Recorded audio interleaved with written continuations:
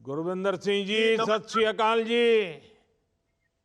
सत श्री अकाल, नमस्कार प्रधानमंत्री जी। नमस्कार जी, नमस्कार। आप कैसे हैं? बहुत बढ़िया, चढ़ती कला सर। चढ़ती कला। चलिए, अपने बारे में कुछ बताइए। आप खेती कैसे करते हैं? जी सर, मेरा छोटा सा गांव है सारचूर, गुरदासपुर डिस्ट्रिक्ट में। और सबसे पहले मेरे किसान साथियों की तरफ से भी आपको नमस्कार। और मेरे परिवार में मैं हूं, मेरी पत्नी और 3 बच्चे हैं। सबसे बढ़िया बात जो है, जो विकसित भारत की यात्रा में हम अपनी खेती को विकसित करना चाहते थे, और जो उस योजना से हमें फायदा मिला है, उस सबसे बड़ा ये हम इकट्ठे हुए हैं। हमारा एक छोटे किसानों का ग्रुप है जो 2014 से अग्नि मुक्त, जहर मुक्त खेती पे काम कर रहे हैं। तो क्योंकि हम सारे फसली अवशेष को जमीन में रखना चाहते थे, तो टेक्नोलॉजी अवेलेबल नहीं थी। और जो आपकी सरकार की योजना आई है, वहां से जब हमें मशीनरी मिली है तकरीबन 25 लाख की, उस पे हमें 10 लाख का सब्सिडी मिला। उसके इतने ज्यादा फायदे हुए हैं सर। सबसे पहला फायदा यह है कि हम लोग इकट्ठे हुए उसको लेने के लिए। दूसरा, हमारी जो कर्जे के नीचे आने से बच गए हम। तीसरा, आय तो बड़ी है क्योंकि हम किराए पे काम करते हैं, कस्टम हायरिंग का।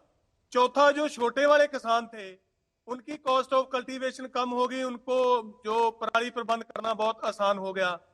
पांचवा, ये जो अच्छी खेती कार्रवाइयां हैं, ये पर्यावरण के पक्ष में गई, उससे ज्यादा कहीं हमारी जमीन के पक्ष में गई है।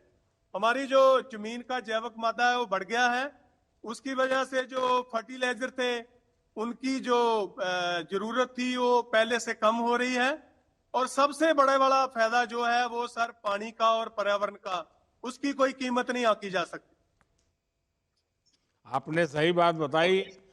कौन कौन सी स्कीम है जिसका आपके क्षेत्र में लोगों को फायदा हो रहा है? सबसे बढ़िया अवसर यही था कि जैसे हमारे बहुत ज्यादा धान होता है, तो लगता था पराली इतनी ज्यादा, उसे कैसे उसका प्रबंध कर पाएंगे। उसके उसके लिए टेक्निक चाहिए थी। जब से ये आपकी सरकार से जो मदद मिली है उसकी टेक्नोलॉजी पर, जहां बोलो को मशीनीकरण पर, तो वो सारी की सारी जो पराली है उसको अभी हम जमीन में रख कर ना सिर्फ गेहूं की सीधी बिजाई कर रहे हैं, हम तो प्रधानमंत्री जी धान की भी सीधी बिजाई कर रहे हैं। तो उससे जो जमीन को फायदा है वो तो है। और इस बार तो हमारा जो जिला है डिस्ट्रिक्ट गुरदासपुर, वो पंजाब में पहले नंबर पर है आग लगाने की घटनाओं में। और 55% फर्क पड़ गया, और मुझे लगता है अगले साल ये 85% हो जाएगा। और सबसे ज्यादा है कि मेरे जो साथी हैं, हमारा जो ग्रुप है, जंग इनोवेटिव फार्मर ग्रुप है उसका नाम, वो सारे खुश हैं, एक दूसरे की मदद से आगे बढ़ रहे हैं। अभी हमारा इरादा आपकी मदद से कुछ और बड़ा करने का है, एफपीओ के मामले में भी। मैं हमारे जो कृषि विज्ञान केंद्र गुरदासपुर है उसकी जो पराली प्रबंध करने वाले किसान हैं उनकी कमेटी का अध्यक्ष भी हूं। हम इसका बड़े जोर शोर से प्रचार भी कर रहे हैं, और हमें लगता है कि हम एफपीओ पे भी चले जाएंगे आपकी मदद से। मुझे ये भी लगता है कि आप किसान सम्मान निधि को बढ़ा दोगे, क्योंकि मोदी है तो मुमकिन है। अच्छा Gurvinder Singh ji, custom hiring centre से आसपास के जो किसानों को, उनको क्या फायदा हो रहा है? बहुत फायदा हुआ है सर। यहाँ पर हमारा हेडक्वार्टर है, जहां पर हमने मशीनें रखी हैं। हम उसके 50 किलोमीटर के रेडियस में किराए का काम करते हैं सर। हमारे इलाके में किसानों के पास जमीनें जो छोटी छोटी हैं, स्मॉल फार्मर्स हैं, तो एक बार तो हम 60 किलोमीटर भी चले गए थे। एक जो किसान था जो पराली को आग नहीं लगाना चाहता था, हम उसकी गेहूं की बिजाई के लिए 60 किलोमीटर तक भी चले गए थे। वैसे 30-35 किलोमीटर तो जाते ही हैं। और अकेली पराली नहीं, ये गेहूं का भूसा भी और गन्ने की खोरी का भी हम जमीन में ही मिला देते हैं, हमारे पास मशीनरी है।